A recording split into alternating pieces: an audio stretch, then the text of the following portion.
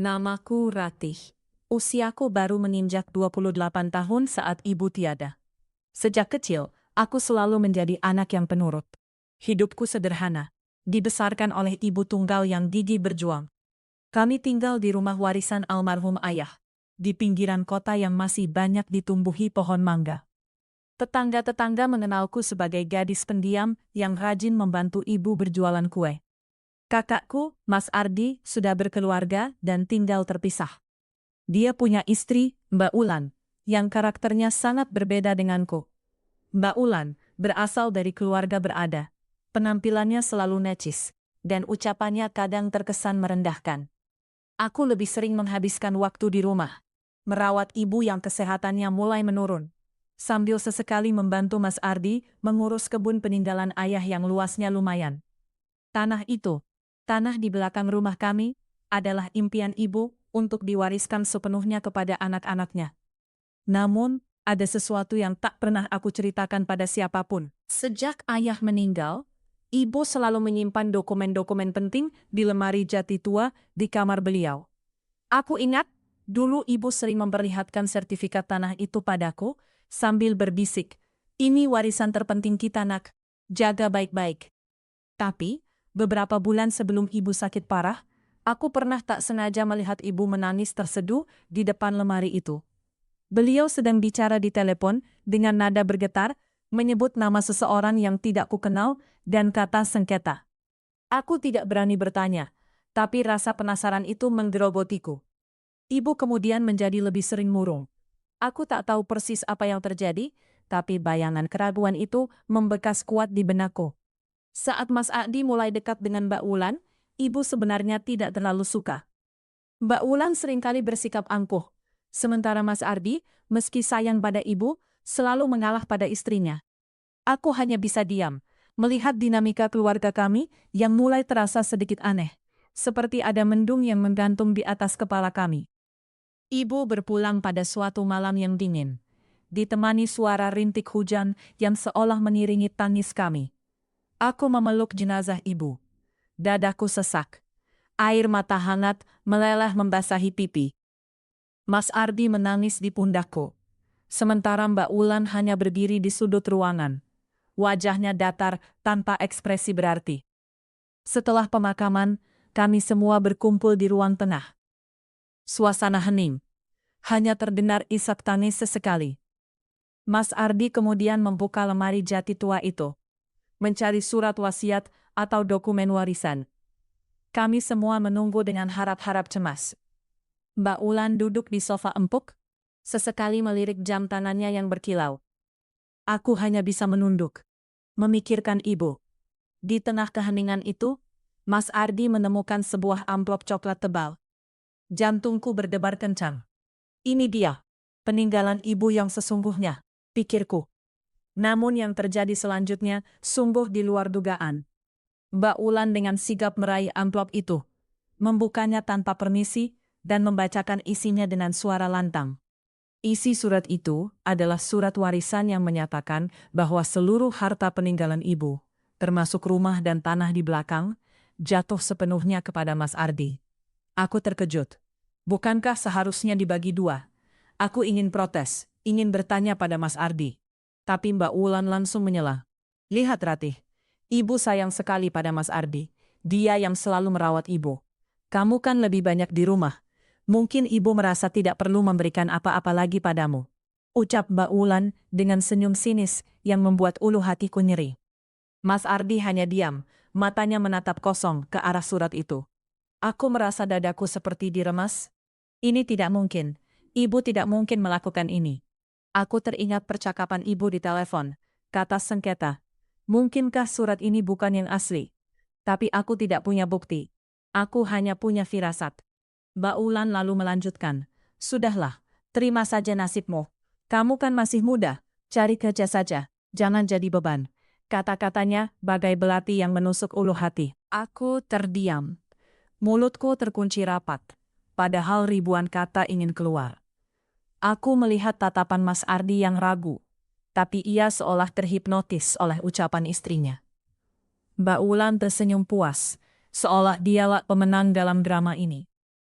Aku bisa merasakan getaran di tubuhku. Bukan karena marah, tapi lebih pada rasa tidak percaya dan kesedihan yang mendalam. Aku merasa seperti ditipu, dikhianati oleh kenyataan yang tak ingin kubenarkan. Malam itu, aku tidak bisa tidur. Aku terus memutar kembali percakapan ibu, ekspresi wajahnya, suara tangisnya. Aku yakin ada yang tidak beres dengan surat itu. Aku teringat detail kecil saat ibu menyimpan dokumen. Ada beberapa amplop yang mirip. Tapi aku tidak berani mengutak-atik barang ibu. Apalagi setelah Mbak Ulan bersikap seperti itu. Aku juga teringat kata sengketa yang ibu ucapkan. Pikiran itu mengganggu tidurku, membuatku terjaga hingga subuh. Aku tahu, aku harus melakukan sesuatu, tapi rasa takut dan ketidakberdayaan melumpuhkanku. Aku hanya bisa memeluk lututku erat di kegelapan kamar. Beberapa minggu berlalu. Mbak Ulan semakin menunjukkan taringnya. Dia sering datang ke rumah, mengajak Mas Ardi untuk segera menjual rumah dan tanah itu. Buat apa rumah tua ini? Lebih baik uangnya dipakai buat modal usaha kita, katanya pada Mas Ardi sambil melirikku dengan pandangan meremehkan. Suatu sore, saat aku sedang mencuci piring di dapur, Mbak Ulan datang menghampiriku. Wajahnya memerah, tangannya bersedekap. Ratih, kamu tahu kan rumah ini sudah bukan milikmu lagi? Mas Ardi sudah jadi ahli waris tunggal. Sekarang, kamu harus segera cari tempat tinggal lain. Kami perlu menempati rumah ini dan bersiap menjualnya. Ucapnya dingin. Dadaku berdegup kencang. Aku menatapnya tak percaya. Tapi ini rumah ibu, bisikku lirih. Ibu sudah mewariskannya pada Mas Ardi, dan Mas Ardi membiarkanku tinggal di sini. Aku tidak punya kemana-kemana. Mbak Ulan tertawa sinis. Itu urusanmu. Pokoknya, dalam 1 bulan, kamu harus sudah pindah. Jangan bikin masalah. Aku merasa seperti ditampar. Air mata mulai menggenang. Aku menoleh pada Mas Ardi, yang berdiri di ambang pintu. Wajahnya tertunduk, tak berani menatapku. Pengusiran itu membuatku terpuruk. Aku terpaksa mencari pekerjaan serabutan sambil diam-diam mengumpulkan sisa tabungan ibu yang ibu berikan padaku sebelum sakit. Malam itu, aku tak bisa menahan tangis lagi. Di kamar kos sempit yang bau apek, aku teringat kembali pada ibu. Aku teringat percakapannya dengan suara berbisik di telepon. Dan tiba-tiba, sebuah pikiran muncul. Saat ibu sakit, beliau pernah memintaku mengambilkan buku di lemari jati. Aku ingat, di laci paling bawah, ada tumpukan kertas tua yang ibu bilang dokumen lama. Dengan tekad bulat, esok paginya, aku memberanikan diri kembali ke rumah. Mas Ardi dan Mbak Ulan sedang keluar. Aku masuk ke kamar ibu, membuka laci lemari jati itu. Tanganku gemetar saat mencari tumpukan kertas. Di sana, di antara surat-surat lama, aku menemukan sebuah amplop yang sama persis dengan yang dibawa Mbak Ulan. Di dalamnya, ada surat wasiat asli ibu yang isinya berbeda. Ibu mewariskan rumah dan tanah itu untuk dibagi 2 antara aku dan Mas Ardi. Tapi di bawahnya, ada surat terpisah yang ibu tulis sendiri, menjelaskan bahwa tanah itu sedang dalam sengketa dengan pihak lain. Dan ibu menitipkan agar Mas Ardi berhati-hati serta mencari bukti-bukti yang ia miliki. Tanganku bergetar hebat saat memegang surat wasiat asli dan surat ibu tentang sengketa tanah. Aku mengerti sekarang. Mbak Ulan pasti sudah memalsukan surat wasiat itu dan memanfaatkan sengketa tanah untuk menyingkirkanku. Dia ingin menguasai semuanya.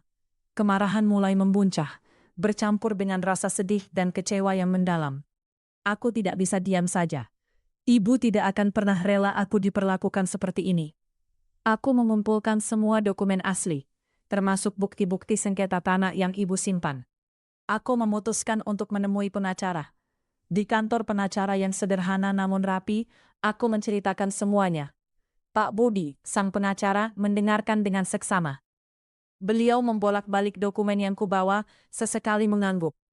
Ya, Mbak Ratih. Ini memang kasus pemalsuan surat dan penggelapan hak waris.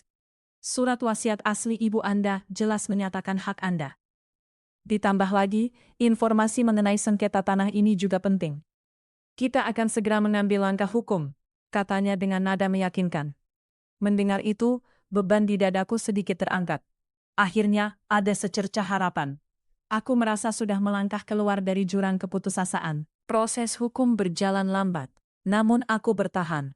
Setiap kali Mas Ardi dan Mbak Ulan datang ke rumah untuk mengurus penjualan, aku muncul dengan surat kuasa dari pengacara. Mereka terkejut, wajah Mbak Ulan pucat pasi. "Kamu berani sekali," teriaknya. "Ini rumahku dan Mas Ardi." "Tidak, Mbak Ulan," kataku dengan suara tegas yang tak pernah ku kenal sebelumnya. "Ini rumah warisan ibu, dan ibu mewariskan separuhnya untukku. Surat wasiat asli ada pada saya, dan pengacara sedang menanganinya. Tanah itu juga sedang dalam sengketa, jadi penjualan tidak bisa dilakukan sembarangan." Mas Ardi terlihat semakin tertekan. Dia sering pulang dalam keadaan mabuk. Aku tahu dia sadar kesalahannya, tapi dia terlalu takut pada istrinya. Aku tidak lagi takut. Keberanian ini tumbuh dari rasa cinta pada ibu dan keinginan untuk mendapatkan hakku.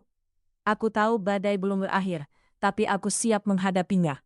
Aku telah menemukan kekuatanku sendiri di tengah kehancuran yang coba diciptakan orang lain. Sidang demi sidang berjalan.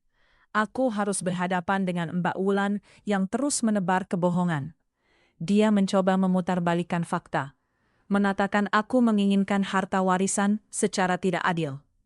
Namun, bukti surat wasiat asli dan keterangan saksi-saksi dari tetangga yang mengetahui kondisi ibu menjelang akhir hayatnya berbicara lebih lantang. Hakim akhirnya memutuskan, surat wasiat yang diajukan Mbak Wulan dinyatakan palsu. Hak warisku atas rumah dan separuh tanah dikembalikan. Mbak Wulan histeris, tapi tak bisa berbuat apa-apa. Mas Ardi hanya bisa menangis tertunduk, seolah baru tersadar dari mimpi buruk panjang. Putusan ini bukan kemenangan telak, karena sengketa tanah masih terus berjalan. Tapi ini adalah awal dari keadilan. Aku tidak merasa dendam pada Mbak Wulan, hanya rasa iba melihat keegoisannya. Aku juga merasa lega karena ibu bisa tenang di alam sana. Aku memutuskan untuk tidak menyentuh rumah warisan itu dulu. Biarlah Mas Ardi yang menempatinya sambil menyelesaikan masalah sengketa tanah. Aku hanya ingin menjalani hidupku sendiri, dengan kedamaian yang telah lama kurindukan. Kini, aku tinggal di sebuah kontrakan kecil yang sederhana, namun terasa jauh lebih nyaman daripada rumah besar yang penuh drama. Aku membuka usaha kue kecil-kecilan, dibantu beberapa karyawan muda. Mas Ardi sesekali menghubungiku, meminta maaf dengan suara serak. Aku memaafkannya, tapi hubungan kami tak lagi sama. Dia harus belajar bertanggung jawab atas pilihan hidupnya. Mbak Wulan menghilang entah kemana, mungkin malu atau sibuk menghadapi masalah hukum lain. Sengketa tanah itu akhirnya menemui titik terang setelah bertahun-tahun. Ternyata ada surat perjanjian lama yang menguatkan hak waris kami. Aku merasa lega bisa menyelesaikan urusan ibu hingga tuntas. Meski jalan yang kulalui terjal dan menyakitkan, aku bangga pada diriku sendiri. Aku tidak lagi gadis penurut yang mudah diinjak. Aku belajar bahwa keheningan bukan berarti kelemahan, tapi terkadang itu adalah jeda sebelum badai kekuatan datang. Aku menatap matahari terbenam dari jendela kontrakanku, tersenyum. Asa baru sedang kurajut di tanahku sendiri dengan caraku sendiri.